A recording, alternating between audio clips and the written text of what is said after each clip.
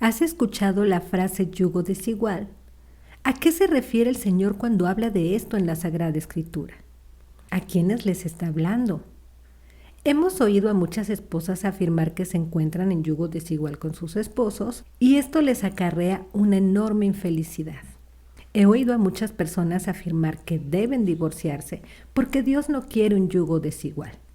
Pero, ¿te gustaría saber exactamente a qué se refiere este principio bíblico que el Todopoderoso nos enseñó para vivir una vida feliz en nuestro matrimonio? ¿Cuento con la aprobación de Dios para divorciarme si digo que me encuentro en un yugo desigual? Quédate y lo desarrollamos. Bendiciones, hermosa. Hoy vamos a hablar del famoso yugo desigual en el matrimonio y la forma en la que debe ser aplicado en la vida de todo creyente. Segunda de Corintios 6:14 dice: No os unáis en yugo desigual con los incrédulos, porque ¿qué compañerismo tiene la justicia con la injusticia? ¿Y qué comunión la luz con las tinieblas?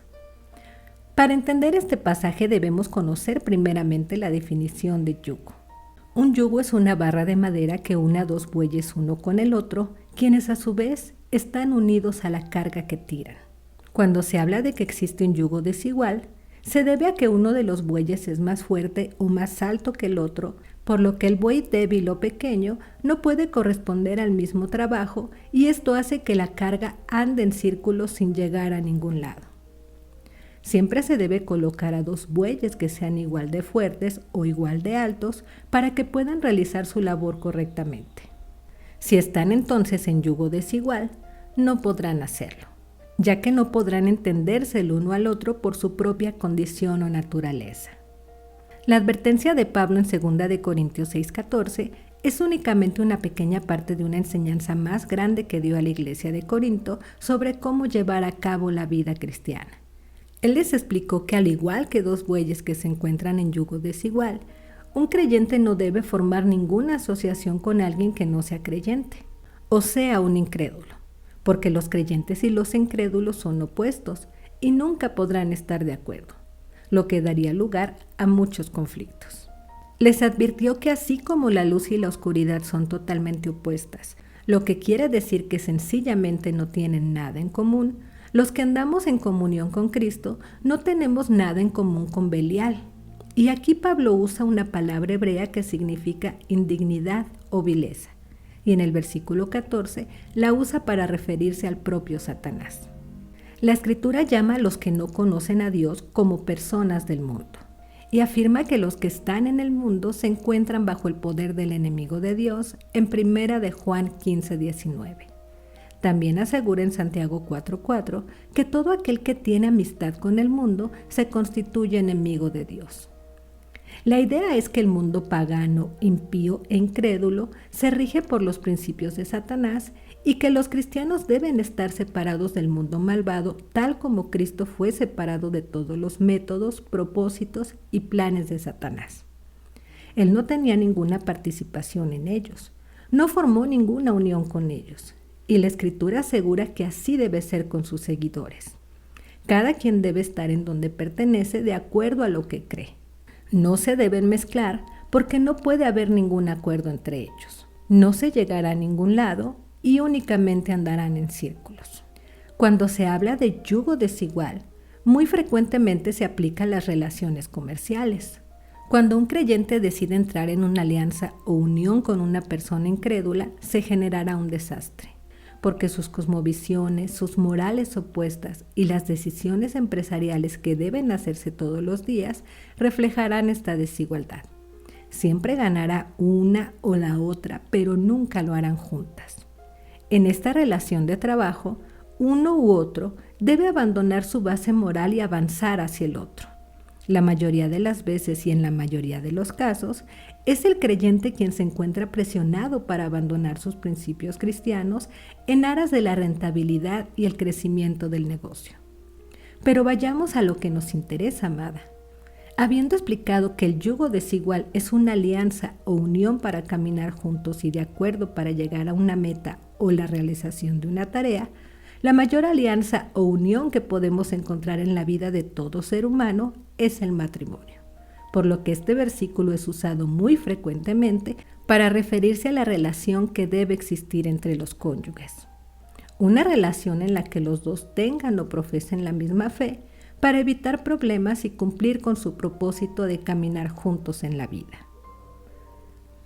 El plan de Dios es que un hombre y una mujer se conviertan en una sola carne según Génesis 2:24.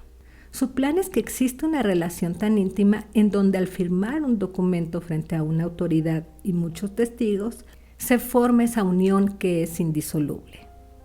Unir en matrimonio a un incrédulo con un creyente es unir literalmente dos polos opuestos, pero pon atención, se encuentran unidos al fin. Mira lo que dice el mandato bíblico en Mateo 19:6. Así que no son ya más dos, sino una sola carne. Por tanto, lo que Dios juntó, no lo separe el hombre. Se trata de una fusión, amada. Una unión que a los ojos de Dios y de todo ser espiritual, deja de ser de dos para convertirse en uno solo.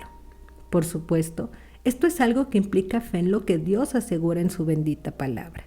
Por ello, el matrimonio del creyente implica que en verdad cree lo que Dios dice, y como lo que Dios dice es real para todos aquellos que creemos en Él, estaremos seguras de afirmar que ya no somos dos, sino uno solo como Él lo afirma.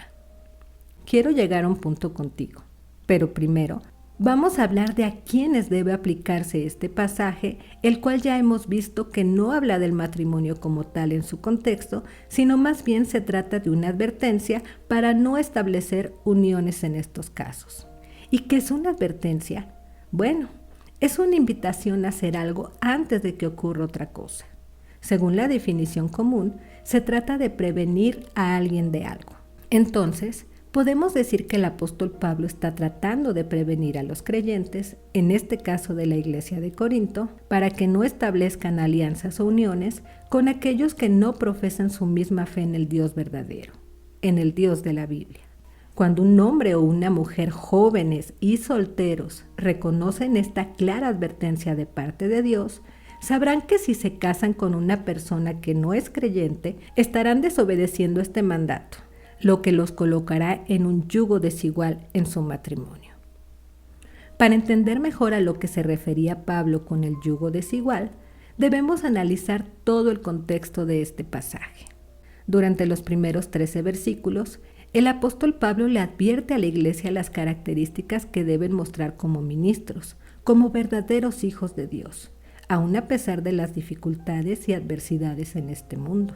Les alienta a permanecer en el espíritu que se les ha dado a aquellos que realmente le han recibido, pues sabemos por la propia palabra que en una iglesia o congregación no necesariamente todos son fieles seguidores y amantes de Cristo, debido a que a pesar de asistir, no le han recibido verdaderamente en su corazón, y por lo tanto cuestionan, se justifican o no obedecen su ley. Pero recordemos lo que Jesús dijo en Juan 14:21. Aquel que me ama, guarda mis mandamientos. Cuando Pablo hace la advertencia de no unirse en yugo desigual, habla de igual manera de mantenerse en santidad. Y en esta porción habla de mantenerse apartados de los ídolos y todo lo pagano. En el versículo 17 dice, por tanto, salid de en medio de ellos y separaos, dice el Señor, y no toquéis lo inmundo, y yo os recibiré y os seré por Padre, y vosotros me seréis por hijos e hijas, dice el Señor Todopoderoso. Es claro entonces que el yugo desigual, al ser una advertencia y a su vez un mandamiento bíblico, cuando lo queremos usar para referirnos a la alianza que debe existir en el matrimonio, aplica únicamente a las personas con las siguientes características. 1. Que son creyentes, o sea, ya aman a Dios y en consecuencia guardan sus mandamientos. Y número 2. Aquellas personas que aún son solteras y se encuentran en posibilidad de elegir de acuerdo a lo establecido y en obediencia a Dios y no a sus gustos, pasiones, sentimientos e intereses. Resulta obvio concluir ahora que el yugo desigual no es entonces una concesión o disculpa de Dios para aquellas personas que una vez casadas se den cuenta que transgredieron su ley y ahora pueden divorciarse libremente, sino que se trata únicamente de una advertencia, un mandato divino dado únicamente a los solteros cuando lo aplicamos al matrimonio para no sufrir ciertas consecuencias. Cuando observamos que una persona creyente se ha casado con un incrédulo, podemos deducir que lo hizo únicamente movida por dos motivos. Uno, no conocía verdaderamente ni a Dios ni su ley establecida para los solteros. Y dos, conocía pero desobedeció. Sabemos que la Biblia asegura que todos somos pecadores y que Dios perdona todo pecado cuando nos arrepentimos genuinamente, según 1 de Juan 1:9. Ya sea porque no conocías de los caminos de Dios y te casaste en ignorancia o actuaste en rebeldía a Dios, la Biblia asegura que Dios no puede ser burlado.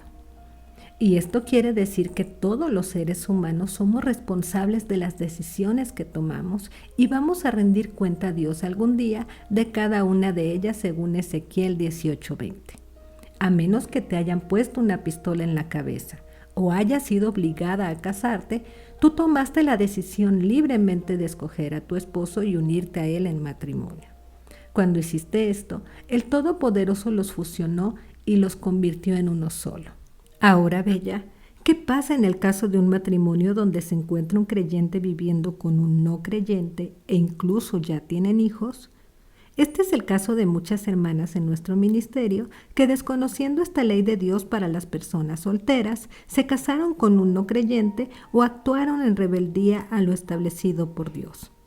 También es el caso de muchas que no conocían los caminos del Señor y ya casadas se hicieron creyentes, pero su esposo no. Recordemos que la Sagrada Escritura tiene la respuesta a todos nuestros conflictos como seres humanos y que siempre nos brinda la pauta a seguir para poner en orden divino nuestras vidas. No importan las situaciones del pasado. La palabra de Dios asegura que Él siempre tendrá la facultad de hacer nuevas todas las cosas si caminamos de su mano y confiamos en Él. Analicemos primeramente 1 Corintios 7, del 10 al 16. Pero a los que están unidos en matrimonio, mando, no yo, sino el Señor, que la mujer no se separe del marido, y si se separa, quédese sin casar o reconcíliese con su marido, y que el marido no abandone a su mujer. Y a los demás yo digo, no el Señor. Si algún hermano tiene mujer que no sea creyente y ella consiente en vivir con él, no la abandone. Y si una mujer tiene marido que no sea creyente y él consiente en vivir con ella, no lo abandone. Porque el marido incrédulo es santificado en la mujer y la mujer incrédula en el marido. Pues de otra manera vuestros hijos serían inmundos, mientras que ahora son santos. Pero si el incrédulo se separa, sepárese, pues no está el hermano o la hermana sujeto a servidumbre semejante caso, sino que a paz nos llamó Dios. Porque, ¿qué sabes tú, oh mujer, si quizá harás salvo a tu marido? ¿O qué sabes tú, oh marido, si quizá harás salva a tu mujer? En estos pasajes observamos una ley muy clara. El apóstol Pablo construye estas ordenanzas donde incluye mandatos específicos del Señor, así como su opinión autorizada como apóstol de Jesucristo en base a la orden misma del Señor sobre el matrimonio, registrada en Marcos 10:7-9 y Lucas 16:18. El matrimonio, según el Señor, es sagrado y santo delante de Dios. Como te mencionaba anteriormente, se trata de un pacto indisoluble. No se debe romper. El divorcio nunca será la solución, sino que fue dado a causa de la dureza de los corazones de los hombres, según leemos en Mateo 19, del 3 al 8. Debido a esto, el apóstol Pablo empieza diciendo que la mujer no se debe separar del marido, ni el marido debe abandonar a su mujer, porque esto es lo que Yahshua HaMashiach ordenó. Sin embargo, vemos que aborda el caso especial de creyentes que tienen parejas no creyentes y para ellos dice lo siguiente. Si el cónyuge que no es creyente consiente en vivir con el creyente, entonces no deben separarse, pues ese es el sentido original del matrimonio. Además que el cónyuge incrédulo y sus hijos se encuentran bajo la influencia del cónyuge creyente, bajo la bendición de estar unido a una hija de Dios, y eso, por supuesto, es algo muy bueno. No dice que su esposo e hijos son salvos automáticamente, sino que se hallan bajo la bendición de estar al lado de ti como creyente. Y claro, en esas condiciones el deseo y anhelo del cónyuge creyente debe ser la conversión de su esposo e hijos. Si el cónyuge que no es creyente quiere separarse, entonces tiene libertad para hacerlo, pues Dios nos llamó a paz, no a esclavitud. En este sentido, el divorcio es la consecuencia, aunque no está justificado, debido al deseo explícito del cónyuge no creyente de no seguir viviendo con su esposa según Mateo 19:9. Pero Pablo termina estos versos con una nota de esperanza. Él no está a favor del divorcio y dice lo siguiente: porque, ¿qué sabes tú, oh mujer, si quizá harás salvo a tu marido? ¿O qué sabes tú, oh marido, si quizá harás salvo a tu mujer? Observamos aquí un punto de vista muy distinto a como la mayoría de las personas en el mundo observan el tema de los problemas conyugales, la separación y el divorcio cuando se trata de un creyente casado con un no creyente. Los creyentes verdaderos no solo predicamos del poder de Dios, sino creemos en el poder de Dios y actuamos en esa fe en lugar de caer en el desánimo, desesperación y desesperanza, porque la convivencia puede ser difícil y el esposo, obviamente quien no teme a Dios, hace cosas detestables a nuestros ojos. Fíjate muy bien, amada, Pablo nos hace ver la otra cara de la moneda. ¿Quién sabe si tú puedes hacer salvo a tu esposo? O sea, en vez de ver el matrimonio en yugo desigual como una tortura interminable o un castigo, Pablo dice que lo veamos como la oportunidad para ganar esa alma para el Señor. Claro, esta situación nunca debió ocurrir, pero tal vez llegamos al Señor ya casadas y no podíamos saber que estas cosas eran así. Por lo tanto, Pablo nos anima con esas palabras. El apóstol Pedro también habló acerca de esto que predicó el apóstol Pablo y termina de aclarar su idea cuando dice en 1 de Pedro 3 del 1 al 2. Asimismo vosotras, mujeres, estad sujetas a vuestros maridos, para que también los que no creen a la palabra sean ganados sin palabra por la conducta de sus esposas, considerando vuestra conducta casta y respetuosa. ¿Hay esperanza entonces en un matrimonio en yugo desigual? Por supuesto que sí. El Todopoderoso siempre es fiel y nunca se equivoca. Pero sus caminos no son como los nuestros, ni sus pensamientos como los nuestros. En donde nosotras solo podemos ver fracaso y derrota, el Todopoderoso siempre ve oportunidades para poder glorificarse en la vida de aquellas que tenemos fe en Él. Y la Escritura asegura que nunca quedaremos avergonzadas, según el Salmo 25:3. Entonces, bella, debemos cambiar nuestro enfoque. No acomodarnos a los principios de este mundo que se encuentra bajo la influencia del enemigo, según Romanos 12:2, quien quiere ver matrimonios divorciados y familias destruidas. Sino enfoquémonos en que por medio de nuestra influencia, conducta y sabiduría dada por Dios frente a las dificultades que surgen en nuestro matrimonio, tenemos la hermosa oportunidad de ganar a nuestro esposo para el Señor, por más imposible que parezca.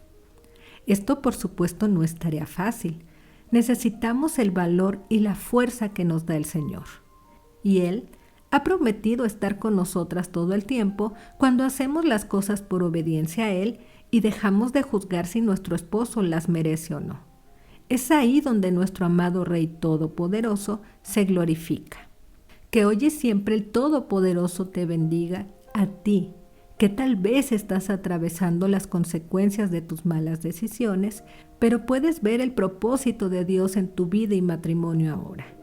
Que tengas fuerza, valor, amor y decisión para obedecer al Señor y para amar a tu esposo con el amor incondicional que Dios te ha dado. ¿No es eso acaso lo que el Señor hizo por ti? Amarte cuando no lo merecías, cuando no lo buscabas aún. Muchas bendiciones.